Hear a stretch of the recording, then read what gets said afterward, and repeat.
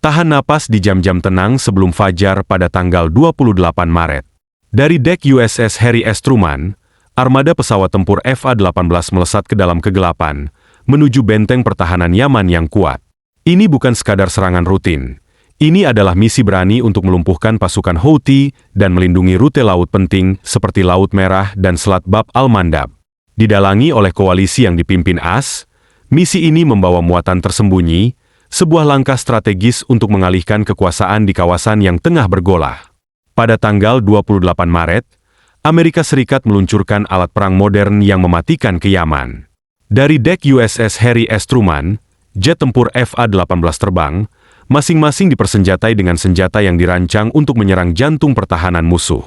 Senjata ini, Zhouche, Joint Standoff Weapon, menjadi inti dari serangan cepat dan tepat terhadap target yang vital. Dalam hitungan menit, ia mampu mengubah bangunan berbenteng menjadi reruntuhan, membuktikan keampuhannya dalam konflik di mana senjata tradisional seringkali tidak memadai. Zhouche bukanlah senjata yang menimbulkan ledakan keras atau pertunjukan mencolok. Ini adalah bom luncur yang dirancang untuk penghancuran yang senyap dan akurasi yang tak tertandingi. Dengan berat 1.650 pon dan panjang lebih dari 13 kaki dengan sayap terbentang, ia mampu menempuh jarak hingga 70 mil laut, 130 km, untuk mencapai targetnya. Kemampuannya untuk menembus rintangan yang paling berat menjadikannya benar-benar unik.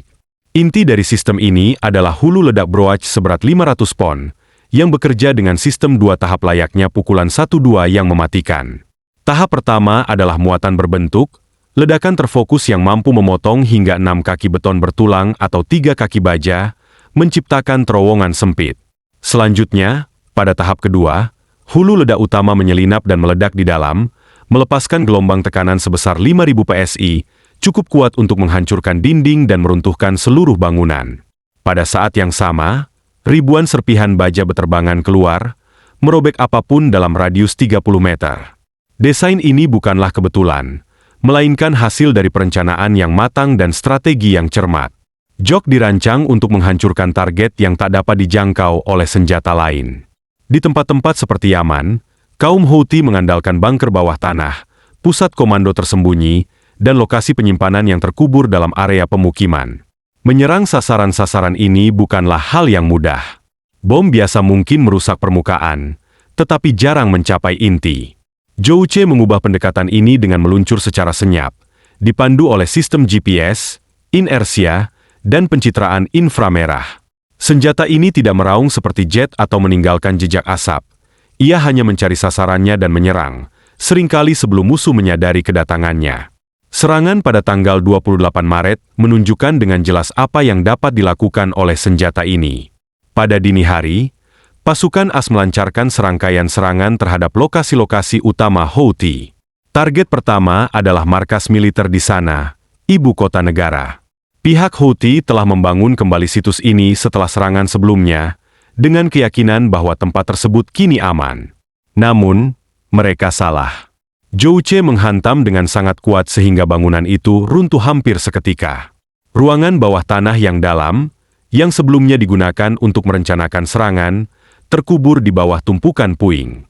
Serangan ini begitu tepat sasaran sehingga rumah-rumah dan jalan di sekitarnya tidak tersentuh. Sementara itu, di Sada, wilayah utara, Zhouche menargetkan lokasi penyimpanan senjata yang bukan gudang biasa. Lokasi ini tersembunyi di antara rumah-rumah dan penuh dengan rudal serta drone yang mengancam kapal-kapal di Laut Merah. Intelijen telah memastikan lokasi mereka, dan bom luncur melakukan sisanya. Mereka menyerang dengan akurasi kurang dari 10 kaki, menghancurkan pintu baja dan membakar tumpukan stok di dalamnya. Api menerangi malam, tetapi kerusakan tetap terfokus. Tidak ada laporan tentang kematian warga sipil, sebuah hal yang krusial dalam perang di mana setiap kesalahan dapat memicu kemarahan dan perlawanan. Serangan ketiga menghantam Bandara Internasional Sanaa, lokasi yang telah direbut Houthi untuk kepentingan mereka. Mereka telah memperbaiki landasan pacu untuk memindahkan senjata dan pasukan. Rencana itu berakhir dalam hitungan menit. Zhouche melesat melewati landasan, meninggalkan bekas kawah yang dalam. Gantungan baju terlepas, dan tangki bahan bakar terbakar. Saat asap menghilang, bandara itu tidak lagi berguna bagi Houthi. Semua ini terjadi dengan cepat, dengan keseluruhan operasi berlangsung antara 5 hingga 7 menit. Apa yang membuat serangan ini begitu efektif bukan hanya sekadar kekuatan. Jowook, Joint Standoff Weapon-C, memungkinkan pilot AS untuk menjauh dari bahaya. Diluncurkan dari jarak aman, senjata ini meluncur menuju targetnya sementara FA-18 tetap berada di luar jangkauan pertahanan yang efektif. Sistem pemandunya dapat disesuaikan di tengah penerbangan, mengunci koordinat yang telah diprogram sebelum lepas landas. Ini berarti tidak ada keraguan dan tidak ada kesempatan kedua. Satu peluncuran, satu hantaman. Dalam perang di mana kecepatan dan keamanan sangat penting, perbedaan ini adalah segalanya. Menjelang tengah pagi, hasilnya sangat akurat. Kelompok Houthi telah kehilangan bagian penting dari jaringan mereka. Pemimpin mereka tidak lagi bisa bersembunyi di markas yang telah dibangun kembali. Pembakaran gudang tidak dapat menggantikan senjata mereka, dan rencana mereka untuk menggunakan bandara itu dibatalkan. Ini merupakan pukulan berat bagi kelompok yang bergantung pada kerahasiaan dan pertahanan yang kuat. Jowook telah membuktikan kemampuannya untuk menemukan dan menghancurkan apa yang tidak dapat dilakukan oleh senjata lain. Bagi Amerika Serikat, serangan ini menjadi sinyal yang jelas, menunjukkan seberapa jauh teknologi militer telah berkembang. Jowook bukan sekadar bom. Ini adalah solusi untuk tantangan pertempuran modern, di mana musuh bersembunyi di dalam kota dan menggali ke dalam tanah. Dengan akurasi yang tinggi, senjata ini menjaga kehidupan warga sipil tetap aman sambil menghilangkan ancaman. Pada tanggal 28 Maret, ia berhasil melakukan keduanya dan menetapkan standar baru dalam perang. Saat konflik di Yaman berlarut-larut, Jowook tampil sebagai senjata yang mengubah keseimbangan. Tanpa perlu gembar-gembor atau serangan susulan, ia memberikan hasil secara diam-diam dan meninggalkan pesan yang jelas. Tidak ada bunker yang cukup dalam, dan tidak ada benteng yang cukup kuat untuk lolos dari jangkauannya. Dalam satu pagi yang singkat, senjata ini mengubah bentuk medan perang, dan ceritanya masih jauh dari selesai. Jauh di perbukitan berbatu Provinsi Omran, terdapat fasilitas rahasia yang dulunya menjadi pusat operasi rudal kelompok Houthi. Terkubur lebih dari 20 kaki di bawah batu pada di Jabal Al-Asad, pusat komunikasi ini dibangun untuk menghindari deteksi dan penghancuran. Ia berfungsi sebagai saraf pusat yang mengarahkan serangan ke seluruh Yaman dan sekitarnya. Selama bertahun-tahun, lokasi dan bentengnya membuatnya aman dari serangan udara. Namun, keamanan itu berakhir pada tanggal 28 Maret ketika pasukan Amerika menjatuhkannya. Situs bawah tanah ini bukanlah target biasa. Ia berfungsi sebagai pusat komando untuk kampanye rudal dan pesawat tak berawak Houthi. Dari bunker ini, komandan dapat mengirim perintah untuk melancarkan serangan terhadap kapal-kapal di Laut Merah atau mengoordinasikan serangan terhadap negara-negara tetangga. Kehancuran fasilitas ini akan mengganggu kemampuan mereka untuk beroperasi sebagai kekuatan terpadu. Namun, mencapai target yang sangat tersembunyi dan terlindungi menghadirkan tantangan unik. Bom standar tidak akan cukup untuk tugas ini. Keberhasilan memerlukan senjata yang mampu menavigasi kondisi yang rumit dan menyerang dengan akurat. Untuk menghadapi tantangan ini, militer AS mengerahkan Jowook, bom luncur yang dirancang untuk menyerang target dengan presisi. Rudal ini berbeda dari senjata konvensional. Ia tidak hanya mengandalkan tenaga mentah. Sebaliknya, Jowook menggunakan sistem panduan canggih yang menggabungkan 3 metode untuk menemukan dan menghancurkan bahkan objek yang paling sulit terlihat. GPS, navigasi inersia, dan pencitraan inframerah bekerja sama untuk memastikan rudal mengenai sasarannya, terlepas dari rintangan yang ada. Prosesnya dimulai dengan GPS yang memanfaatkan satelit militer untuk mengarahkan rudal menuju area sasaran. Sistem ini sangat akurat, dengan kesalahan kurang dari 3 meter, memberikan arah awal layaknya peta yang memandu wisatawan menuju tujuannya. Namun, sinyal GPS dapat terganggu di zona konflik seperti Yaman. Kelompok Houthi, yang mungkin dibantu oleh sekutu asing, memiliki alat untuk mengganggu komunikasi satelit. Untuk mengatasi masalah ini, Jowook dilengkapi dengan lapisan panduan kedua yang dikenal sebagai Sistem Navigasi Inersia, INS.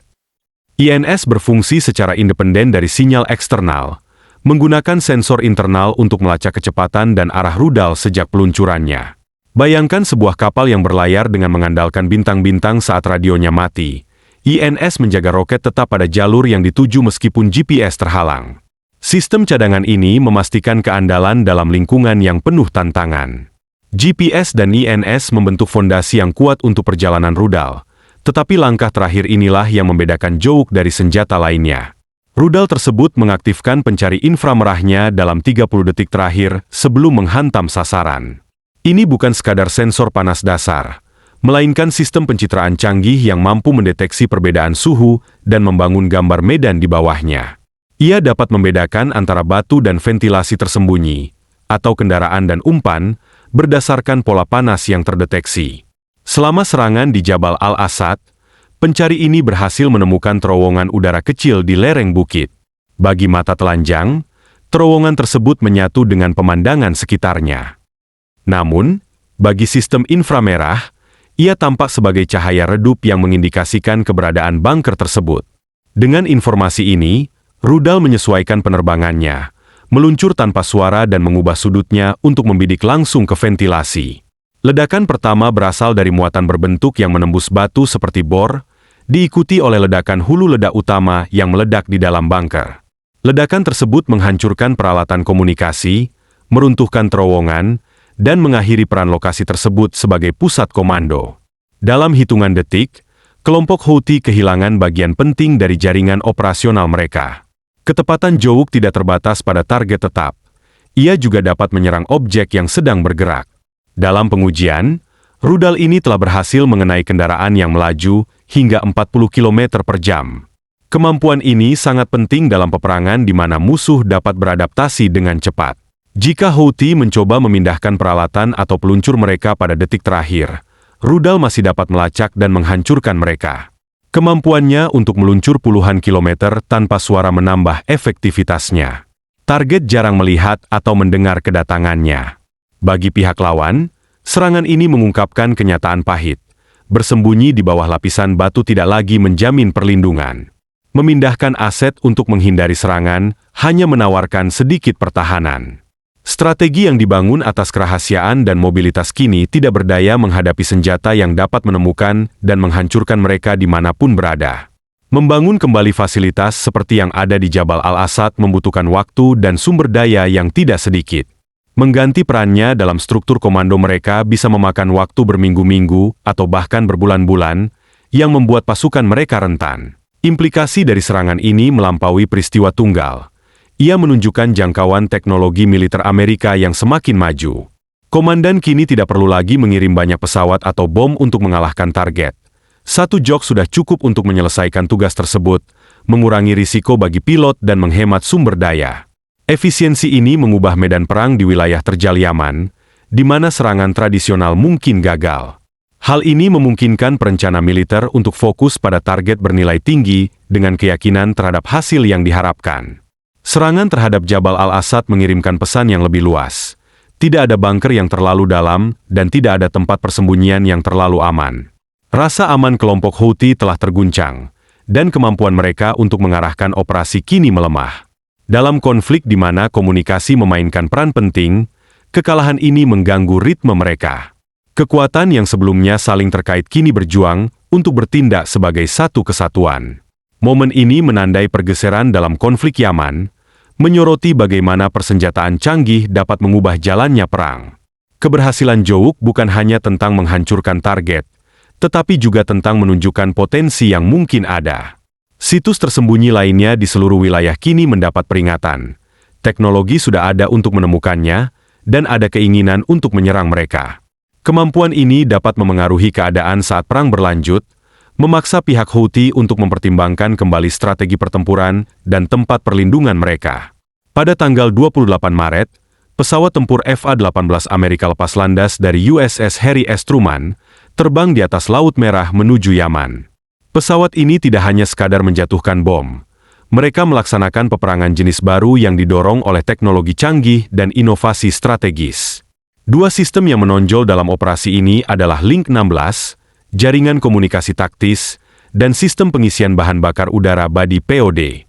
Bersama-sama, mereka memungkinkan pasukan AS untuk menyerang dengan tepat, beradaptasi dengan ancaman yang berubah, dan memperluas jangkauan mereka jauh ke wilayah musuh. Link 16 adalah tautan data yang menghubungkan unit militer secara real-time, memungkinkan percakapan aman dan berkecepatan tinggi antara pesawat, kapal, dan pusat komando. Sistem ini menggunakan enkripsi untuk menjaga informasi tetap aman dan menghalangi upaya musuh untuk mengacaukannya. Dengan lebar pita sekitar 1 megabit per detik dan penundaan hanya 1,5 detik, Link 16 mengirimkan pembaruan hampir seketika. Kecepatan dan keandalannya menjadikannya alat vital dalam pertempuran modern. Link 16 telah membuktikan kegunaannya dalam operasi Diaman dengan mengarahkan rudal jauh ke sasarannya. Sebelum diluncurkan, setiap rudal menerima koordinat untuk lokasi tertentu, seperti instalasi radar atau depot senjata. Namun, pertempuran jarang mengikuti naskah. Ancaman baru dapat muncul atau target dapat bergerak setelah peluncuran.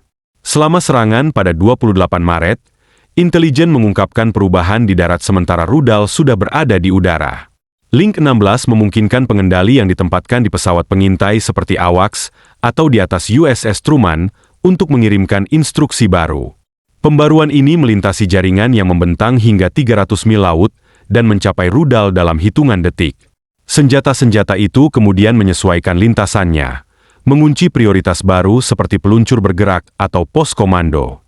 Kemampuan untuk mengarahkan rudal di tengah penerbangan menawarkan keuntungan yang jelas, mengurangi perlunya serangan tambahan, dan menghemat waktu serta sumber daya. Hal ini juga menurunkan risiko bagi pilot yang tidak perlu kembali untuk melakukan serangan kedua. Di medan perang Yaman yang tidak dapat diprediksi, di mana pasukan Houthi sering berpindah lokasi dengan cepat, fleksibilitas ini sangat penting. Rudal yang awalnya ditujukan pada posisi tetap dapat bergeser ke target bergerak, memastikan serangan tetap efektif. Kemampuan beradaptasi seperti ini menjaga misi tetap pada jalurnya, bahkan saat kondisi berubah. Selain mengendalikan senjata, Link 16 juga membangun pemahaman bersama tentang medan perang. Setiap unit yang terhubung ke jaringan menerima data yang sama secara bersamaan. Pilot dapat melihat apa yang dilihat oleh kapal, sementara komandan melacak apa yang dilaporkan oleh pilot. Kesatuan ini mencegah kesalahan, seperti menyerang lokasi yang salah atau melewatkan ancaman yang tiba-tiba. Sistem ini juga memaksimalkan efisiensi. Jika satu pesawat mengidentifikasi target, pesawat lain dapat merespons tanpa penundaan. Sistem ini menjaga pasukan tetap terkoordinasi dan terfokus di zona konflik yang kacau seperti Yaman, di mana komunikasi sering terputus. Namun, presisi saja tidak cukup ketika target terletak jauh dari pangkalan. Bentang alam Yaman yang luas dan kasar, dengan posisi-posisi penting Houthi terkubur jauh di pedalaman, menjadi tantangan tersendiri. Kota-kota seperti Marib dan Hoda terletak ratusan kilometer dari pantai, di luar jangkauan normal jet tempur yang berbasis di kapal induk. Untuk mengatasi hal ini, militer AS beralih ke pengisian bahan bakar udara menggunakan sistem body POD. Body POD A-42R1 mengubah FA-18 menjadi pesawat tanker untuk pesawat lain. Dipasang di bawah jet, perangkat ini menarik selang dengan keranjang di ujungnya. FA-18 lainnya dapat terhubung ke keranjang menggunakan probe, menerima 1.500 pound bahan bakar per menit. Proses ini berlangsung di tengah penerbangan dengan kecepatan lebih dari 400 km per jam dan ketinggian sekitar 20.000 kaki. Kedua pesawat terbang hanya berjarak 75 kaki, menuntut tangan yang stabil dan fokus tajam dari kedua pilot. Pengisian bahan bakar ini secara signifikan memperluas jangkauan FA-18. Tanpa pengisian bahan bakar, jet hanya dapat menempuh jarak sekitar 450 mil laut sebelum harus kembali. Dengan sistem body POD, jarak itu bertambah menjadi lebih dari 700 mil laut. Dorongan ini memungkinkan serangan terhadap target yang jauh, tanpa perlu mendarat untuk mengisi bahan bakar. Selama operasi pada 28 Maret, pesawat mencapai lokasi yang sangat jauh yang tidak mungkin dijangkau tanpa pengisian bahan bakar tersebut. Mereka menyerang benteng pertahanan yang kuat di pedalaman Yaman, mempertahankan tekanan di garis depan yang luas. Pengisian bahan bakar di udara tidak hanya memperpanjang jarak, tetapi juga menambah daya tahan. Jet dapat berlama-lama di atas medan perang, menunggu saat yang tepat untuk menyerang. Mereka dapat melancarkan beberapa serangan dalam satu misi, menanggapi perintah baru yang muncul. Ketahanan ini sangat penting dalam kampanye melawan musuh yang bergerak. Pejuang Houthi seringkali mengubah posisi untuk menghindari deteksi, tetapi pesawat yang mengisi bahan bakar dapat melacak mereka lebih lama, sehingga menutup jendela untuk melarikan diri. Komandan dapat melancarkan serangan saat dampaknya paling signifikan, bukan saat bahan bakar hampir habis. Namun, Proses ini mengandung risiko. Pengisian bahan bakar memerlukan koordinasi yang tepat antara pilot. Kesalahan kecil dalam kecepatan atau penyelarasan dapat merusak peralatan atau, lebih buruk lagi, menyebabkan kecelakaan. Tank atau jet yang membawa bahan bakar, yang bukan merupakan senjata, menjadi sasaran empuk bagi pertahanan musuh. Kehilangan satu pesawat bisa membuat pesawat lain terdampar dan melemahkan misi. Untuk mengatasi hal ini, perencana menjadwalkan pengisian bahan bakar jauh dari zona bahaya dan sering menugaskan pengawal untuk menjaga kapal tanker. Tindakan pencegahan ini menjaga operasi tetap berjalan lancar. Link 16 dan pengisian bahan bakar udara bekerja sama secara sinergis. Satu sistem memastikan serangan mengenai sasaran yang tepat, sementara sistem lainnya menjamin pesawat dapat mencapai sasaran tersebut dan tetap beroperasi. Kombinasi ini mengubah kelompok penyerang dari kapal induk menjadi kekuatan responsif jarak jauh. Pada tanggal 28 Maret, ini berarti jet-jet tempur AS dapat beradaptasi dengan ancaman baru secara instan dan mengejar target-target di seluruh wilayah Yaman. Kampanye berlangsung cepat dan berdampak keras, beradaptasi dengan setiap perubahan di lapangan. Teknologi ini lebih dari sekadar peralatan. Mereka melipat gandakan kekuatan setiap pesawat, memungkinkan sumber daya yang terbatas untuk digunakan lebih efektif. Sebuah jet tunggal yang dipandu oleh Link 16 dan diberi bahan bakar oleh bodi POD, mampu melakukan pekerjaan yang biasanya dilakukan oleh banyak jet. Di Yaman, efisiensi ini mengubah pasukan udara Angkatan Laut menjadi kehadiran dominan yang mampu membentuk medan perang dari jauh. Operasi tersebut menunjukkan bagaimana ketepatan dan jangkauan dapat mendefinisikan ulang keberhasilan dalam perang modern. Saat serangan terjadi, pasukan Amerika berhasil mempertahankan keunggulan mereka.